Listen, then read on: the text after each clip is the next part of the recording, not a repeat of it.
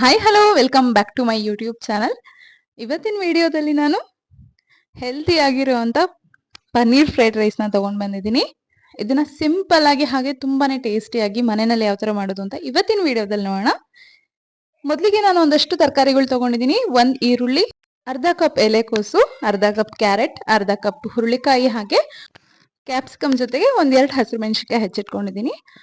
ಈಗ ಒಂದು 200 ಗ್ರಾಮ್ಸ್ ಅಷ್ಟು ಪನ್ನೀರ್ ಕ್ಯೂಬ್ಸ್ ನ ತಗೊಳ್ತಾ ಇದ್ದೀನಿ. ಇದಕ್ಕೆ ಮೊದಲಿಗೆ 1 ಸ್ಪೂನ್ ಅಷ್ಟು ಕಾರ್ನ್ ಫ್ಲೋರ್ ನ ಹಾಕೊಳ್ತಾ ಇದ್ದೀನಿ.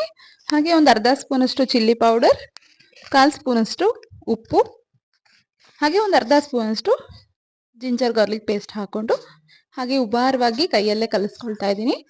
ಇದು ಕಂಪ್ಲೀಟ್ ಆಗಿ ಎಲ್ಲ ಮಿಕ್ಸ್ ಆಗಬೇಕು. ಆದಷ್ಟು ಉಬಾರಕ್ಕೆ ಕಲಿಸ್ಕೊಳ್ಳಿ, ಅವಾಗ ಪನ್ನೀರು ಪೀಸ್ ಆಗೋದಿಲ್ಲ. ಈಗ ಒಂದು ಪ್ಯಾನ್ ಇಟ್ಕೊಂಡು ಅದಕ್ಕೆ ಒಂದೇ 1 ಸ್ಪೂನ್ ಅಷ್ಟು ಆಯಿಲ್ ಹಾಕೊಳ್ತಾ ಇದ್ದೀನಿ. ಇದನ್ನ ಹಾಗೆ ಒಂದು ಶಾಲೋ ಫ್ರೈ ಮಾಡ್ಕೊಂಡು ಬರೋಣ. ಸ್ವಲ್ಪ ಗೋಲ್ಡನ್ ಬ್ರೌನ್ ಕಲರ್ ಬರೋ ತನಕ ಫ್ರೈ ಮಾಡ್ಕೊಂಡ್ರೆ ಸಾಕಾಗತ್ತೆ. ಈ ತರ ಮಾಡೋದ್ರಿಂದ ಕ್ರಿಸ್ಪಿ ಆಗಿರುತ್ತೆ ತಿನ್ಬೇಕಾದ್ರೆ. ಈಗ ಒಂದು ಬಾಣಲೆ ಇಟ್ಕೊಂತಿದ್ದೀನಿ. ಇದಕ್ಕೆ ಒಂದು 4 ಸ್ಪೂನ್ ಅಷ್ಟು ಎಣ್ಣೆ, ಹಾಗೆ ಒಂದು ಅರ್ಧ ಸ್ಪೂನ್ ಅಷ್ಟು ಜೀರಿಗೆ ಹಾಕೊಳ್ತಾ ಇದ್ದೀನಿ. ಈಗ ಮೊದಲಿಗೆ ಈರುಳ್ಳಿ ಹಾಕೊಂಡು ಈರುಳ್ಳಿ ಸ್ವಲ್ಪ ಫ್ರೈ ಆಗೋ ತನಕ ಬಾಡಿಸ್ಕೋಬೇಕಾಗತ್ತೆ. ನಾವಿಲ್ಲಿ ಎಲ್ಲಾ ತರಕಾರಿನೂ ನೀರ್ ಬಳಸದೆ ಹುರ್ಕೊಳ್ತಾ ಇರೋದ್ರಿಂದ ಎಣ್ಣೆ ಸ್ವಲ್ಪ ಮೇಲೆ ಇರಬೇಕಾಗತ್ತೆ. ಹಾಗೆ ಅದ್ರ ಜೊತೆಗೆ 2 ಹಸಿರು ಮೆಣಸಿನಕಾಯಿ, ಒಂದೇ 1 ಸ್ಪೂನು ಶುಂಠಿ ಬೆಳ್ಳುಳ್ಳಿ ಪೇಸ್ಟ್ ಕೂಡ ಹಾಕೊಂಡು ಒಂದೊಂದೇ ತರಕಾರಿನ ಮಿಕ್ಸ್ ಮಾಡ್ತಾ ಹೋಗೋಣ. ಮೊದಲಿಗೆ ಕ್ಯಾಪ್ಸಿಕಮ್ ಹಾಗೆ ಹುರುಳಿಕಾಯಿ ಹಾಕೊಂಡ್ವಿ. ಇವಾಗ ಕ್ಯಾರೆಟ್ ಮತ್ತೆ ಕ್ಯಾಬೇಜ್ ಹಾಕೊಂಡು ನೀಟಾಗಿ ಬಾಡಿಸ್ಕೊಳ್ಬೇಕಾಗತ್ತೆ. ಕಂಪ್ಲೀಟ್ ಸಾಫ್ಟ್ ಆಗೋ ತನಕ ತರಕಾರಿ ಬೇಯಿಸ್ಕೊಳ್ತು ಅಂತಂದ್ರೆ ನಾವು ಅನ್ನದ ಜೊತೆ ಕಲಸಿದಾದ್ಮೇಲೆ ಒಳ್ಳೆ ಟೇಸ್ಟ್ ಸಿಗತ್ತೆ.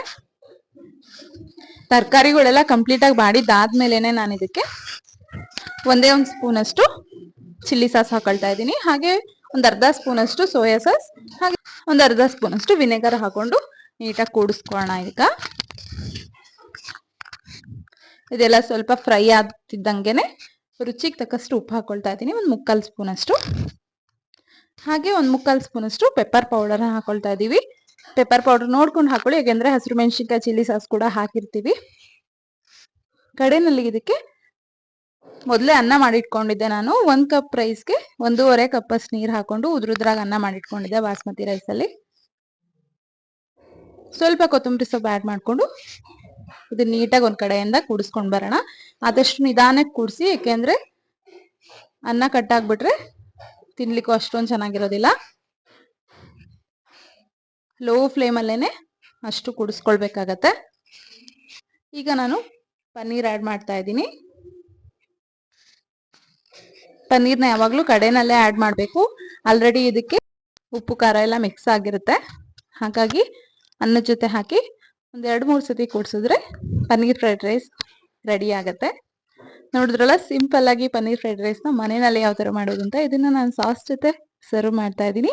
ವಿಡಿಯೋ ಯಾರಿಗೆಲ್ಲ ಇಷ್ಟ ಆಯ್ತು ಪ್ಲೀಸ್ ಲೈಕ್ ಮಾಡಿ. ಹಾಗೆ ಇನ್ನು ಯಾರ್ಯಾರು ನಮ್ಮ ಚಾನಲ್ ಸಬ್ಸ್ಕ್ರೈಬ್ ಮಾಡ್ಕೊಂಡಿಲ್ಲ ಪ್ಲೀಸ್ ಸಬ್ಸ್ಕ್ರೈಬ್ ಮಾಡ್ಕೊಳ್ಳಿ. Thank you.